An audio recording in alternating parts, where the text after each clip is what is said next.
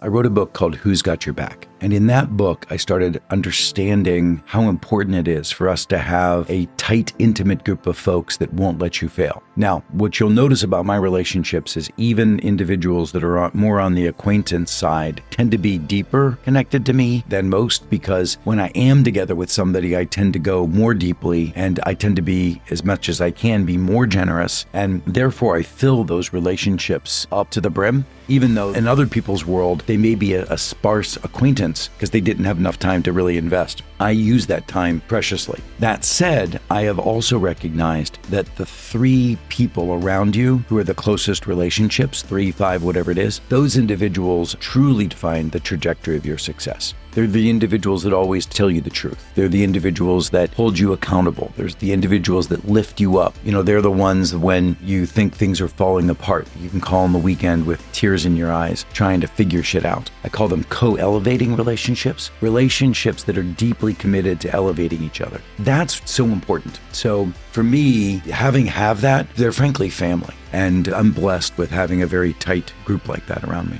But the one thing that I teach teams to do is, even if you've got a solid team, it's very easy for teams to slip back into the most pressing work situations, etc. But you have to open up regular practices. My family and I get together for dinner, and I call, my family, they're not biological, but a very tight group of individuals. It includes people like Peter Diamandis, who might have been on your show in the past, just really dear friends. We have rituals. And those rituals, like I suggest to teams, they do check-ins. So what are you struggling with personally or professionally? And those conversations are immediately followed by what we call a 5-5-5 exercise. And it's not quite as formulaic as this, but somebody talks about what they're struggling with, then the table peppers them with questions for a while, and then the table gives them very directive advice, but you don't have to take it. So it's not a defensive kind of thing. It's just amazing data from a rich group of individuals. You have to turn these things into rituals and practices, just like teams.